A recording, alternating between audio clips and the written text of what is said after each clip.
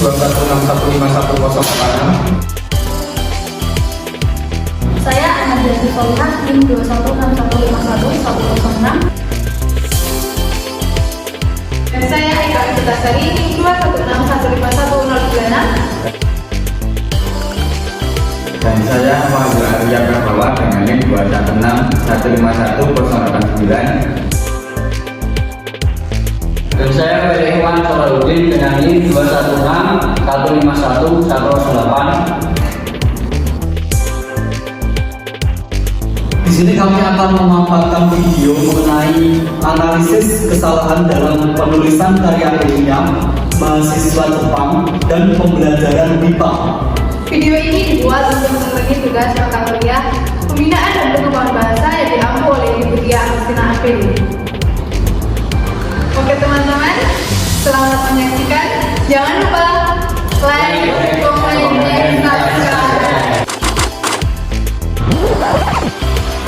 Kesalahan penulisan huruf kapital, kecil, dan miring. Pada penulisan huruf, kesalahan penulisan terdapat pada huruf kapital, huruf kecil, dan huruf miring. Temuan data bersifat variatif, baik ITS maupun UAS, hingga keduanya terulang kembali di ITS dan UAS. Berikut adalah uraian data kesalahan penulisan huruf yang disimpan dalam tabel beserta analisis. Bentuk-bentuk kesalahan pada kapital sebagai berikut. Yang pertama, bukan nama diri geografi. Yang kedua, bukan termasuk subbab melainkan pemberian. 3. Setelah tanda koma. 4. Awalan kata depan. 5. Awal kata yang bukan istilah yang khusus. Selanjutnya yaitu penulisan kata. Yang pertama, hilangnya vokal dan konsonan. Kesalahan penulisan kata terjadi dengan hilangnya vokal dan konsonan. Data pertama hingga data ketiga adalah hilangnya vokal A di antara sebuah kata yang ditulis. Data yang pertama, vokal A hilang antara huruf konsonan P dan T pada kata dapat yang ditemukan dalam kalimat saya dapat naik sepeda motor. Data kedua, vokal A hilang antara huruf konsonan G dan L pada kata mengalami yang ditemukan dalam kalimat saya mengalami cedera serius. Data ketiga, vokal A hilang antara huruf konsonan N dan S pada kata kepanasan yang ditemukan dalam kalimat mereka tidak kepansan. Selanjutnya, data keempat hingga data ketujuh adalah hilangnya vokal U di antara huruf konsonan J dan vokal A pada kata tujuan dalam data C, tujuan penelitian.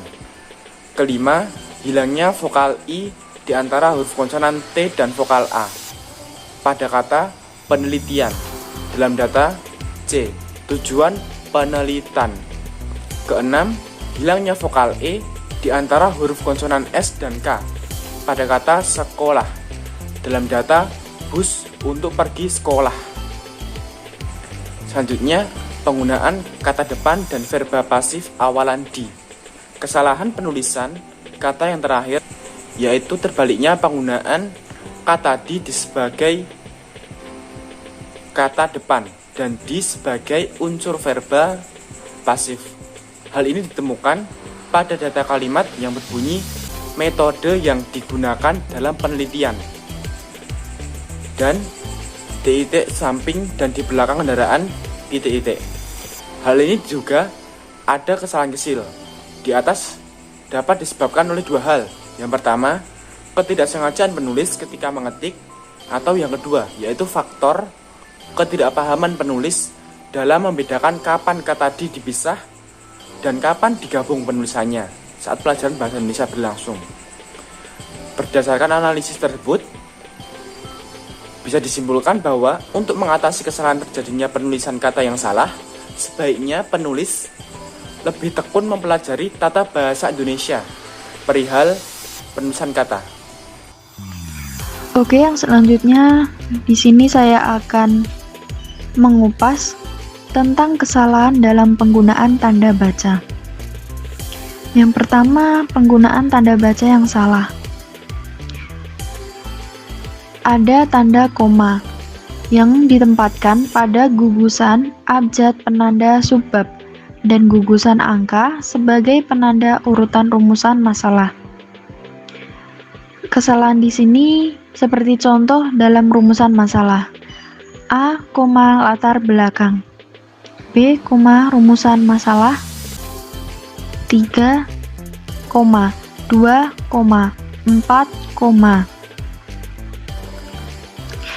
Seharusnya unsur penanda rentetan subbab, urutan rumusan masalah dan tujuan ini diawali dengan tanda titik, bukan tanda koma.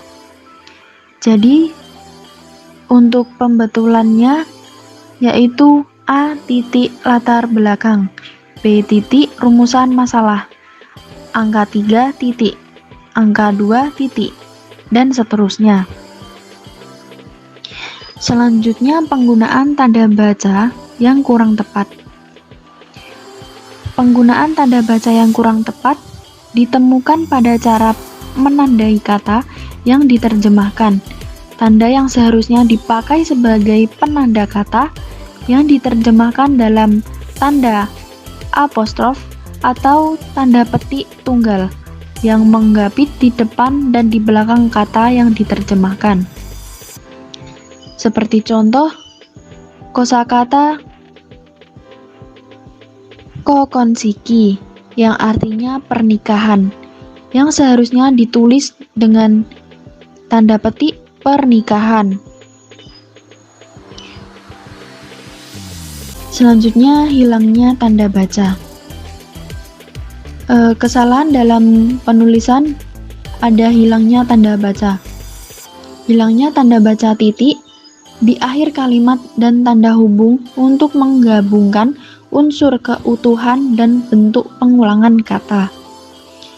Seperti contoh, kebiasaan sehari-hari umat Islam di Surabaya.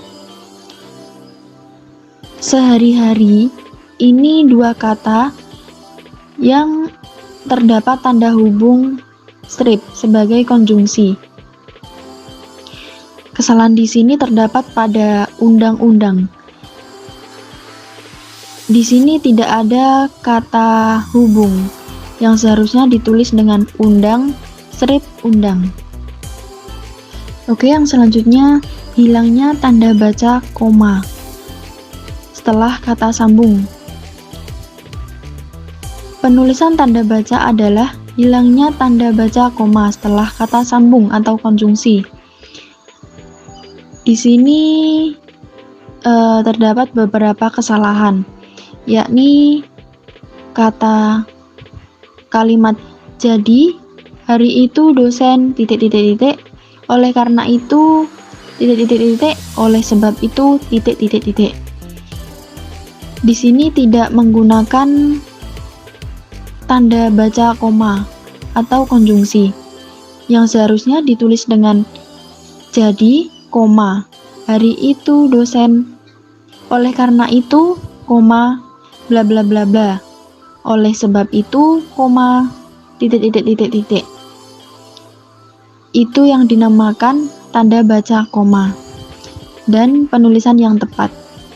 Di belakang kata jadi diberi tanda koma. Setelah kata oleh karena itu diberi tanda koma. Oke, yang selanjutnya tidak ada spasi setelah tanda baca. Kesalahan kelima ini dari penulisan tanda baca, tidak ada spasinya berupa titik maupun koma.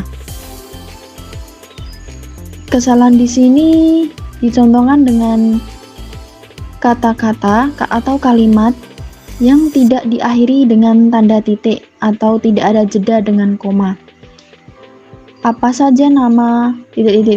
kapan pakaian ... belajar tentang agama. Seharusnya dalam penggalan-penggalan kalimat tersebut diberi tanda titik atau koma untuk menghubungkan atau memisah antara dua kalimat. Untuk yang selanjutnya yaitu kesalahan pada sistematika penulisan. Dalam sistematika penulisan ini ditemukan beberapa kesalahan. Kesalahan yang pertama yaitu kesalahan pada format dan cara penulisan. Nah, untuk kesalahan yang kedua yaitu kesalahan pada penulisan kalimat. Untuk kesalahan yang pertama yaitu tadi pada format dan cara penulisan.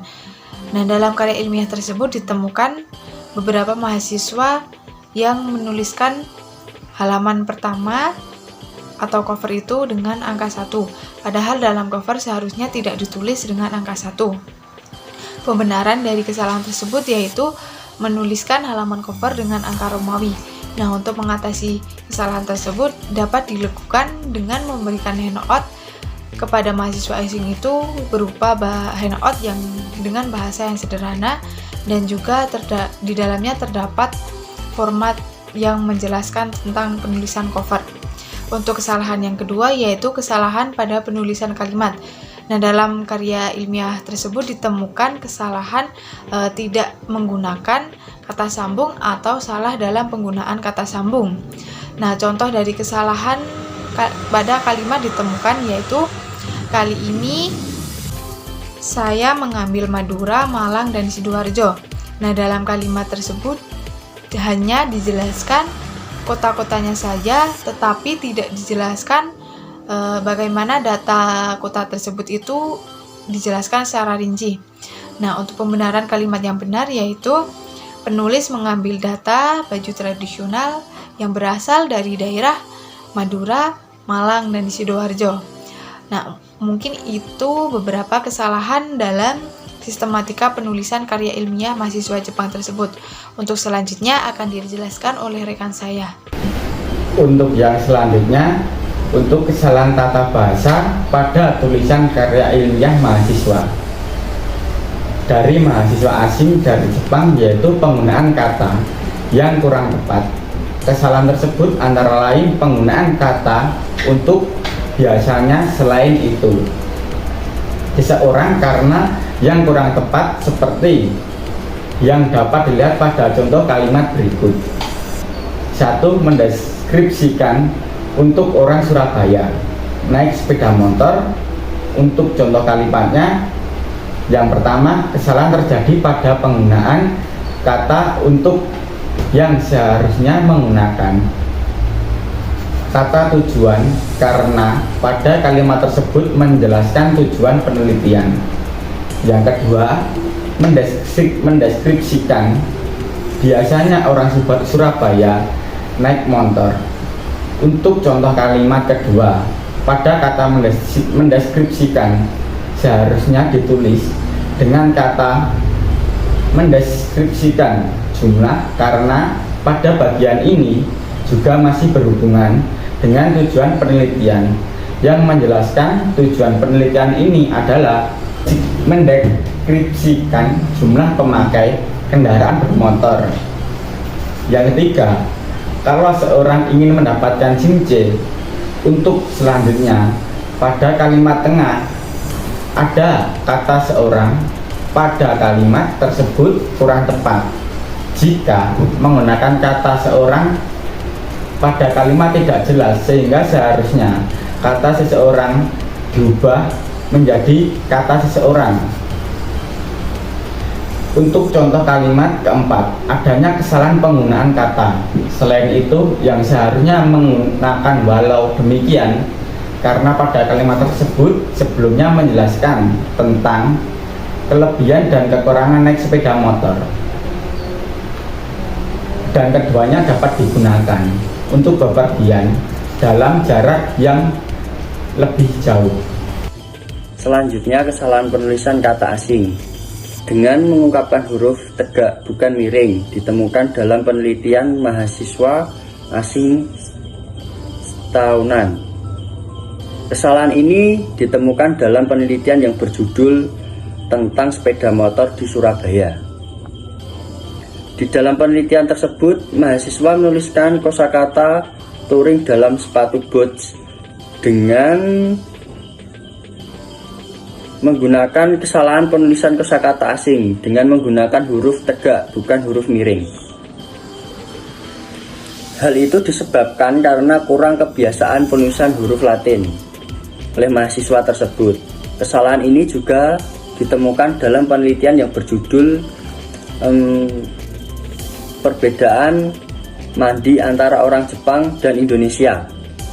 Dalam penelitian tersebut, mahasiswa tersebut menuliskan kosakata yokosu, yaitu baik mandi, dengan huruf tegak. Dengan huruf tegak, pembenaran dari kesalahan tersebut yaitu saat penggunaan huruf Latin, baik bahasa Indonesia ataupun bahasa Inggris. Setiap kosakata asing yang masuk ke dalam bahasa tersebut harus dimiringkan penulisannya. Jadi penulisan dalam bahasa asing di dalam buku atau artikel seharusnya menggunakan tulisan yang miring. Untuk itu, bagi mahasiswa asing perlu belajar lebih bagaimana memahami cara situasi penulisan huruf kapital, huruf kecil dan kata bercetak miring dengan benar.